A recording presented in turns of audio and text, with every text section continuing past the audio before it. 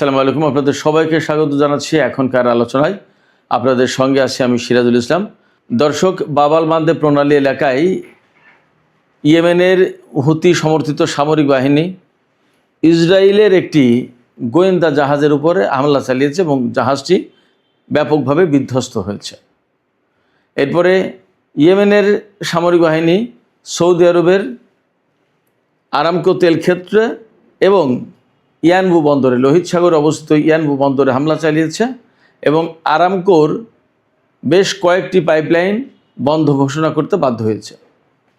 এদিকে ইরান নিয়ে যে সমস্ত খবর আছে তার ভিতরে গুরুত্বপূর্ণ খবর হচ্ছে ইরানের সর্বোচ্চ নেতা আইআরজিসিকে অনুমোদন দিয়েছে যে আয়রন নামে একটা হাইপারসনিক ক্ষেপণাস্ত্র আছে, বিশেষ ক্ষেপণাস্ত্র, এই ক্ষেপণাস্ত্র ব্যবহারের অনুমতি দিয়েছে। তাতে আমরা ভিন্ন কিছু ইঙ্গিত পাচ্ছি। এদিকে কুয়েত থেকে আমেরিকার সেনাদেরকে সরিয়ে নেওয়া হয়েছে এমন একটি ভিডিও সামাজিক যোগাযোগের মাধ্যমে ছড়িয়ে পড়েছে। আমি আশা করছি আপনাদেরকে তার সামান্য কিছু অংশ দেখাবো। আর ইরানের কারার নামে একটি ড্রোন আছে, সেই ড্রোনে মাজিদ ইন্টারসেপ্টর বসানো হয়েছে। মাজিদ ইন্টারসেপ্টর বসানোর কারণে আমেরিকা কোথায় ঝুঁকির মুখে পড়তে পারে, কোথায় ক্ষতির মুখে পড়তে পারে, আমেরিকার জন্য কী সমস্যা তৈরি হতে পারে, এই সমস্ত বিষয়গুলো নিয়ে আমি আপনাদের সামনে এখন হাজির হয়েছি। আশা করছি বিস্তারিত আলোচনা করব। এর সাথে আমি আজকে বিশেষ করে আমাদের দর্শক শ্রোতা কাউকে আশ্বস্ত করেছিলাম। তাদের সবার প্রশ্ন যে ইরান কেন এই মুহূর্তে যুদ্ধবিরতির দিকে যাচ্ছে, আমেরিকা যেহেতু দুর্বল অবস্থানে, আমেরিকার হাতে যেহেতু অস্ত্র কম, তাহলে ইরান কেন এই মুহূর্তে ব্যাপকভাবে হামলা চালাচ্ছে না, ইরান কেন আমেরিকার যুদ্ধ জাহাজগুলোতে হামলা চালাচ্ছে না, ইরান কেন ইসরায়েলে হামলা চালাচ্ছে না, ইরান কেন চূড়ান্তভাবে যুদ্ধ শুরু করছে না, এরকম অনেকগুলো প্রশ্ন আছে। আমি এই প্রশ্নগুলোর জবাব দেওয়ার চেষ্টা করব। আশা করি আজকের আলোচনা ভালো লাগবে এবং নিশ্চয়ই এটা একটা আলাদা আলোচনা হতে যাচ্ছে। দর্শকদের প্রশ্নের জবাব আমি দেওয়ার চেষ্টা করব এখানে। আশা করি আপনারা শেষ পর্যন্ত সঙ্গে থাকবেন। আর ভিডিও ভালো লাগলে লাইক কমেন্ট শেয়ার করবেন এবং চ্যানেলটি সাবস্ক্রাইব করে সাথেই থাকবেন। প্রথম যে আলোচনা সেটা হচ্ছে যে বাব আল মানদেব প্রণালীর কাছে ইসরায়েল এবং মোসাদের সংশ্লিষ্ট একটি জাহাজে হামলা চালিয়েছে ইয়েমেনের হুতি সমর্থিত সামরিক বাহিনী। তাদের হামলায় জাহাজটিতে বিস্ফোরণ ঘটতে দেখা যায় এবং ব্যাপকভাবে ক্ষতিগ্রস্ত হয়েছে। বাট কেন এই জাহাজ আসছিল এবং কোথায় যাচ্ছিল, কী ব্যাপার, এটা পরিষ্কার না। তবে আমি আপনাদেরকে একটু জানিয়ে রাখি, সোমালিয়ার যে পশ্চিম অংশ, সিংহের লম্বা অংশ যেটা, এই লম্বা অংশ সোমালিল্যান্ড নামে একটা আলাদা রাষ্ট্র প্রতিষ্ঠা করার চেষ্টা করছে সেখানকার কিছু লোকজন, এবং পৃথিবীর একমাত্র ইসরায়েল ছাড়া আর কেউ তাকে স্বীকৃতি দেয়নি। এই সোমালিল্যান্ডে কিন্তু ইসরায়েলের ঘাঁটি আছে, ইসরায়েলের সেনা মোতায়েন আছে। এখন এই জাহাজ সোমালিল্যান্ডের দিকে যাচ্ছিল নাকি অন্য কোথাও যাচ্ছিল পরিষ্কার না, বাট তাতে হামলা হয়েছে। এপাশে সৌদি আরবের পূর্বাঞ্চল কাতিব প্রদেশের দিকে ইয়েমেনের হুতি যোদ্ধারা বা তাদের সমর্থিত সামরিক বাহিনী হামলা চালিয়েছে তেল ক্ষেত্রের উপর, আরামকো তেল ক্ষেত্রের উপর, এবং আরামকোর বেশ কয়েকটি পাইপলাইন বন্ধ করে দিতে বাধ্য হয়েছে সৌদি কর্তৃপক্ষ। শুধু তাই না, লোহিত সাগরে যে সৌদি আরবের যে বন্দর, ইয়ানবু বন্দর, এই বন্দরেও হামলা চালিয়েছে ইয়েমেনের হুতিরা। তার মানে ইয়েমেনের হুতি সমর্থিত সরকার এবং সৌদি আরবের ভিতরে এই মুহূর্তে বেশ বড় রকমের সংঘর্ষ চলছে। আজকে সকালের দিকেই দেখেছিলাম, গতকাল সৌদি আরব এবং ইয়েমেনের ভেতরে যে সংঘাত হয়েছে, যুদ্ধ হয়েছে, তাতে সৌদি আরবের সামরিক বাহিনী বিপুল সংখ্যক অস্ত্রপাতি ফেলে রেখে তারা ব্যারাক বা ঘাঁটি বা ফাঁড়ি যাই বলেন ছেড়ে পালিয়েছে। আর সৌদি আরবের একটি ড্রোন, তো খুব বড় গুরুত্বপূর্ণ ড্রোন, আল জাও প্রদেশে ইয়েমেন ভূপাতিত করেছে, সে কথা তো দুপুরের ভিডিওতে বলেছি। এই ড্রোন কিন্তু তৈরি হয়েছিল তুরস্কের কাছ থেকে সৌদি আরব কিনেছে। তো ইয়েমেনের সাথে সৌদি আরবের এখন যে অবস্থা, তাতে এই মুহূর্তে আমেরিকা এবং ইরানের মধ্যে যুদ্ধ বন্ধ থাকলেও কার্যত দুই পক্ষের যুদ্ধ এই ফ্রন্টে চালু আছে, এটা মোটামুটিভাবে বলা যায়। এদিকে দুপুরবেলার ভিডিওতে আমি বলেছিলাম যে আমেরিকায় আহতের সংখ্যা 624-এ গেছে, কিন্তু মজার একটা খবর দিয়েছে new York Times. New York Times বলছে আহতের সংখ্যা বেড়েছে 400 সামথিং থেকে 600 সামথিংয়ে চলে গেছে, বাট নিহতের সংখ্যা 18 থেকে 14 হয়ে গেছে। অর্থাৎ আগে নিহতের সংখ্যা 18 বলা হয়েছিল, এখন বলা হচ্ছে 14 জন নিহত হয়েছে মার্কিন সেনা। তার মানে নিহতের সংখ্যার তালিকা ছোট হয়ে গেল আগের চেয়ে। এটা কিভাবে সম্ভব? খোদ আমেরিকার গুরুত্বপূর্ণ পত্রিকা নিউ ইয়র্ক টাইমস এই প্রশ্ন তুলেছে। এদিকে ইরানের সর্বোচ্চ নেতা আইআরজিসিকে অনুমোদন দিয়েছে, তারা এখন থেকে আয়রন হাইপারসনিক ক্ষেপণাস্ত্র, একটা ক্ষেপণাস্ত্রের নাম আয়রন ডোম ভাইবেন আবার এই আয়রন ব্যবহার করার অনুমতি দিয়েছে আইআরজিসিকে। এবং আমার কাছে মনে হচ্ছে এটা হাইপারসনিক ক্ষেপণাস্ত্র, এবং এই ক্ষেপণাস্ত্র এর আগে কখনো ব্যবহার করা হয়নি, অনেকে নামও জানে না। এই ক্ষেপণাস্ত্র ব্যবহার করার অনুমতি দেওয়ার মানে হচ্ছে যে ইরান বড় ধরনের যুদ্ধের প্রস্তুতি নিচ্ছে। তারা আশঙ্কা করছে বা তারা ধারণা করছে হয়তো নতুন করে আরেকটা যুদ্ধ আসন্ন, সেই যুদ্ধে এই হাইপারসনিক ক্ষেপণাস্ত্র লাগবে। আরও 2-3টা ডেভেলপমেন্ট আছে ইরানের অস্ত্র সংক্রান্ত, সামরিক সরঞ্জাম সংক্রান্ত। ইরান তার নতুন এয়ার ডিফেন্স সিস্টেম মোতায়েন করেছে।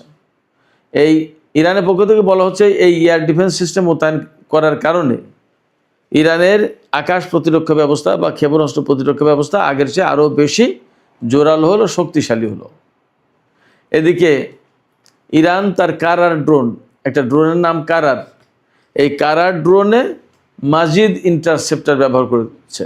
আপনারা এর আগে শুনেছেন যে মাজিদ ডিফেন্স সিস্টেম কিন্তু তারা বের করেছে ইরান। এই মাজিদ ডিফেন্স সিস্টেমের তো তাদের ইন্টারসেপ্টর আছে, ক্ষেপণাস্ত্র আছে। এই ইন্টারসেপ্টর ক্ষেপণাস্ত্র এখন কারার ড্রোনে সেট করা হচ্ছে।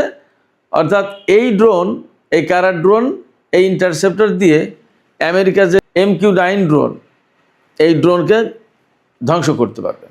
এমনিতেই তো অনেকটা মুড়ির মতো ধ্বংস হয়েছে আমেরিকার এই MQ-9 রিপার ড্রোন। তো সেক্ষেত্রে এখন এই যে কারার ড্রোনে যে ক্ষেপণাস্ত্র বা ইন্টারসেপ্টর বসালো, এতেই ইরানের শক্তি আরও বেড়ে গেল, আরও কার্যকর হয়ে গেল ইরানের ড্রোন সিস্টেম।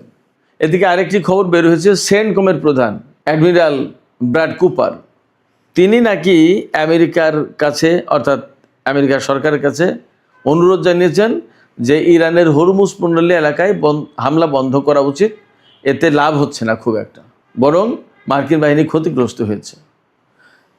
আমার কাছে মনে হচ্ছে যে ব্র্যাড কুপারের এই পরামর্শের পরেই সম্ভবত এই হামলা বন্ধ হয়েছে। এখন কীরকম ক্ষতি হয়েছে বা কীরকম ক্ষতি হচ্ছে আমরা আজ কয়েকদিন প্রায় সময় দেখতে পাচ্ছি বা জানছি, শুনছি।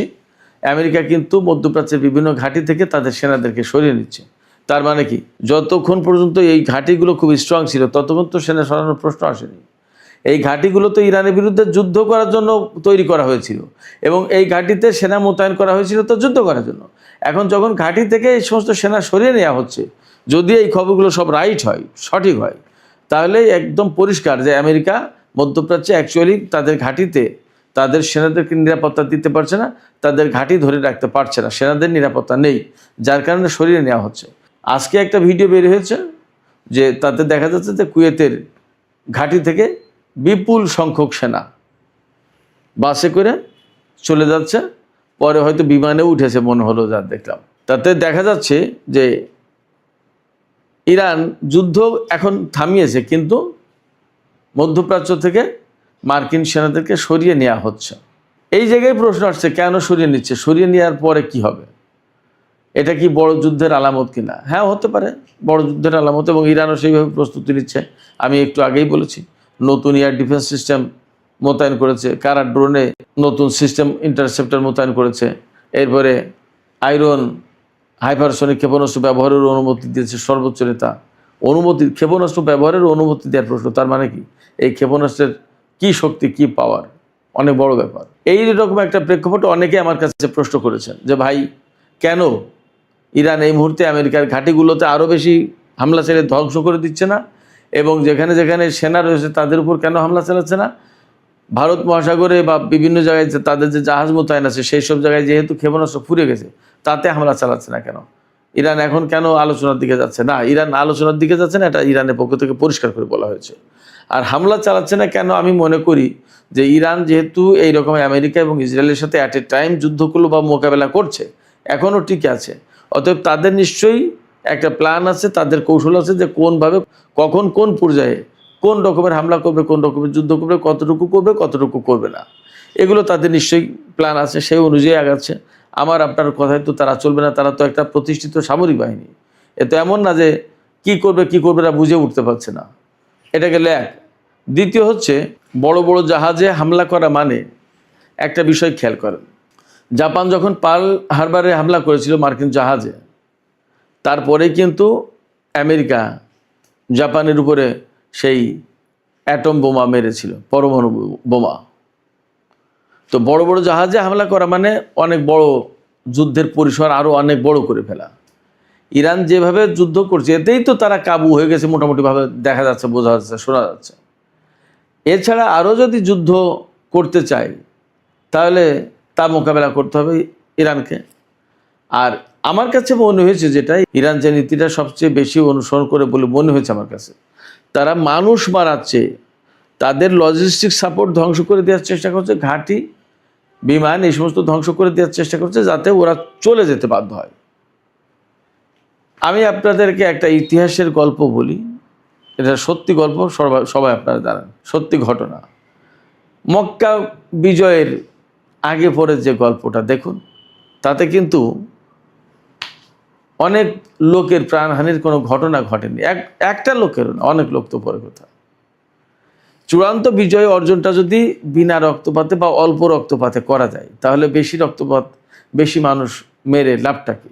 একটা দর্শন, একটা চিন্তা, একটা দৃষ্টিভঙ্গি তো আছে। হয়তো ইরান এই বিষয়গুলো মেনটেন করে, যে তাদের অনেক ক্ষতি হলেও তারা প্রচুর সংখ্যক মানুষ মারতে চায় না হয়তোবা, এটা আমার কাছে মনে হয়েছে। তবে যে হুমকি দিয়েছিল সেটা তো দেখেছেন, যে চোখের বদলে চোখ, এবং পরবর্তীতে কি বলেছে ইরান, যে একটা ইরানি নাগরিক মারা গেলে একটা মার্কিন সেনা মারা যাবে। তারপরে কিন্তু যুদ্ধ বন্ধ হয়ে গেছে। সেক্ষেত্রে যদি পরমাণু যুদ্ধ না করে, পরমাণু হামলার শিকার না হয়ে, বা বড় রকমের যুদ্ধের পরিসর বিস্তৃত না করে দিয়ে, ইরানের নিজেরও তো শক্তি সামর্থ্য সব অক্ষুণ্ণ রাখার চেষ্টা করতে হবে। যদি আমেরিকাকে এই অঞ্চল থেকে তাড়িয়ে দেওয়া যায় তাহলে সেটা ভালো না? হয়তো ইরান সেই রকমের একটা দৃষ্টিভঙ্গি পোষণ করছে। একই রকমের কথা যে ইসরায়েলের উপর কেন হামলা চালায় না? আমার কাছে মনে হয়েছে এইবারের যুদ্ধে, এই যে গত 13-14 দিন যে যুদ্ধ হলো, সেই যুদ্ধে আমার কাছে মনে হয়েছে যে যেহেতু আমেরিকা একা এসেছে, এখানে আমেরিকাকে একাই মোকাবেলা করুক ইরান, অর্থাৎ শুধু আমেরিকাই থাকুক, এতে যুদ্ধ, এতে আবার ইসরায়েলকে টেনে আনার দরকার নেই। কারণ যখন ইসরায়েল টেনে আসছে, ইসরায়েল যুক্ত হচ্ছে, তখন তো দুটো শক্তিকে একা ইরানকে মোকাবেলা করতে হবে। তার চেয়ে একটা একটা করে দিক, একজনকে পঙ্গু করে দিক, তারপরে বাকিটা দেখা যাবে। এই কৌশলটা তো ভালো কৌশল। সেক্ষেত্রে এখনই ইসরায়েলের বিরুদ্ধে না, আমেরিকা যদি মধ্যপ্রাচ্য থেকে চলে যায়, আমি বিশ্লেষণের কথা বলছি, প্রেক্ষাপটটা কি হতে পারে? আমি বলছি যে আমেরিকা যদি মধ্যপ্রাচ্য থেকে, পরিস্থিতি এমন হলো যে চলে যেতে বাধ্য হলো, তখন তো ইসরায়েল অটোমেটিক্যালি দুর্বল হয়ে যাবে। সেক্ষেত্রে অহেতুক যুদ্ধ করে বহু মানুষের প্রাণহানি না ঘটিয়ে যদি দুর্বল করে দেওয়া যায়, সারেন্ডার করে বা চলে যায়, সেটাই তো ভালো। আমার কাছে মনে হচ্ছে ইরান হয়তো এইরকম একটা দর্শন অনুসরণ করছে। সুপ্রিয় দর্শক, আমি যে আপনাদের প্রশ্নের জবাবে যা বললাম, যে ব্যাখ্যা দিলাম, আপনাদের কাছে কি তেমন মনে হয়, নাকি আরও ভিন্ন কোনো আপনাদের দৃষ্টিভঙ্গি আছে, মতামত আছে? জানিয়ে কমেন্টে লিখতে পারেন। আর ভিডিও ভালো লাগলে লাইক, কমেন্ট, শেয়ার করবেন।